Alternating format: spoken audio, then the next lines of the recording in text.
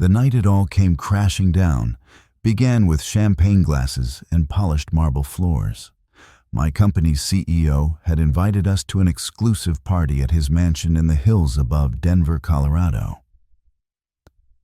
The kind of gathering where everyone wore expensive smiles and whispered about promotions between sips of wine. I had expected my wife Lauren to be on my arm, dazzling as she always did in a crowd. But instead of her laughter, I was left staring at my phone at a message that made my stomach twist. "I'm staying at Daniel's tonight. Don't wait up." Daniel, a name I knew too well.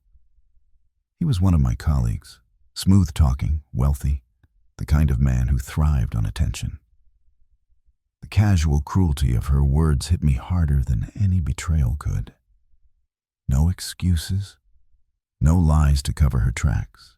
Just a blatant confession delivered like she was telling me what groceries to pick up.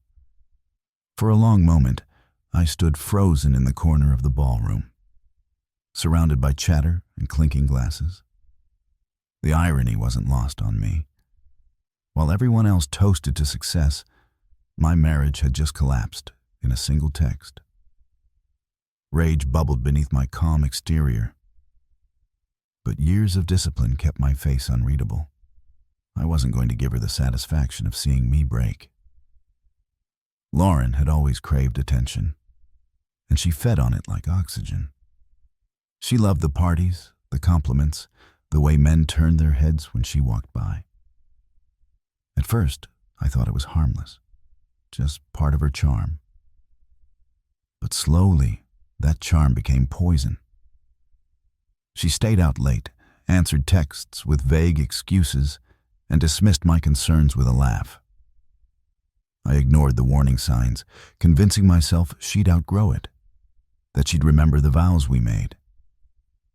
But this text, it was no longer a warning sign. It was the end of the road. I slipped my phone back into my pocket, forcing a smile when my CEO clapped me on the shoulder. He didn't notice the storm raging behind my eyes. No one did. And maybe that was my greatest advantage, because in that moment, while Lauren thought she had the upper hand, I was already planning my reply. The one that wouldn't just answer her message, but end everything she thought she controlled. I stepped out onto the balcony of the mansion. City lights glowing like scattered diamonds in the distance. My phone buzzed again.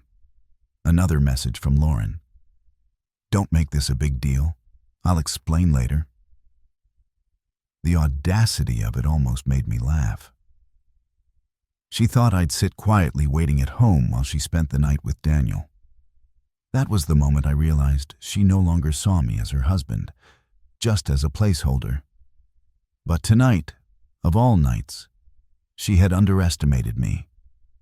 The CEO's party wasn't just another gathering. It was a stage, and I had the perfect chance to flip the script. I typed my replies slowly, each word calculated. "Funny, I'm at the CEO's party right now. And guess who just asked about you, Lauren?" I hit send, pocketed the phone, and returned inside, calm and collected. Minutes later, the read receipt popped up. No reply. For once, the woman who always had something to say was silent. Lauren thrived on reputation, on the illusion of perfection. To be exposed, even hinted at, within my professional circle was her greatest fear. And I was about to let her sit in that fear all night. As I mingled with colleagues, shaking hands and exchanging pleasantries, I could feel the power shifting. Every toast, every polite laugh became part of my armor. I wasn't the man being betrayed. I was the man reclaiming control. When the CEO himself asked where Lauren was, I simply smiled. She couldn't make it tonight. Prior commitments.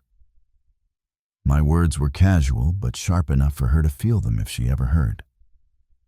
Back in my pocket, my phone stayed silent. No apology, no excuse. just the emptiness she had created between us. I thought about the years I had given her. The trips, the late nights working overtime to build a life she could flaunt. The patience I had poured into a marriage that clearly only mattered to me. And now, in this glittering hall of ambition, I finally understood.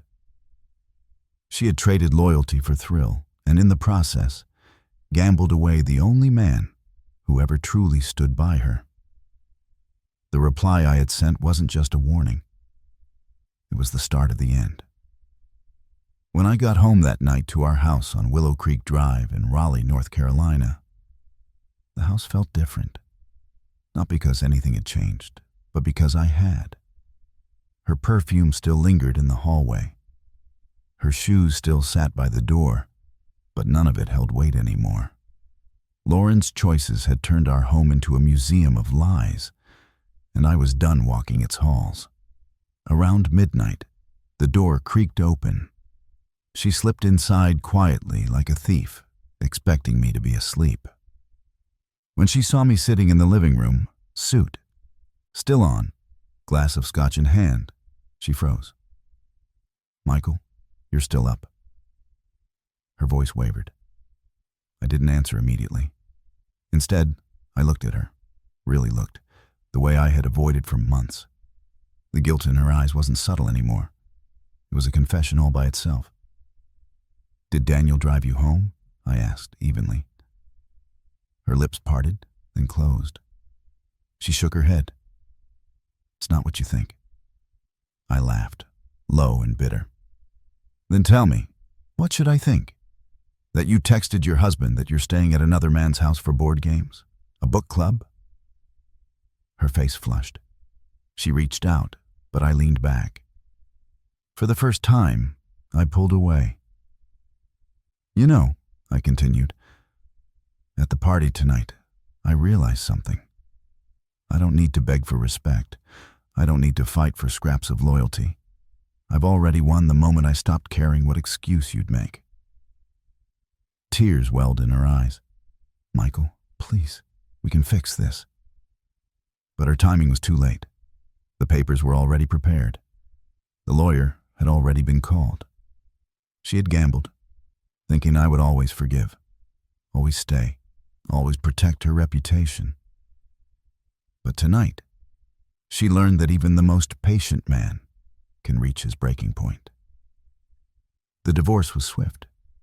She lost the house, the comfort of my income, and, most importantly, the image she had built of being the adored wife of a respected man.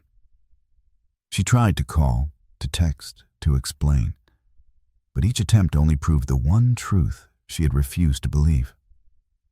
I was done. Her biggest loss wasn't the money, the status, or even me walking away. It was realizing that when she finally wanted me back, there was nothing left of the man she once knew.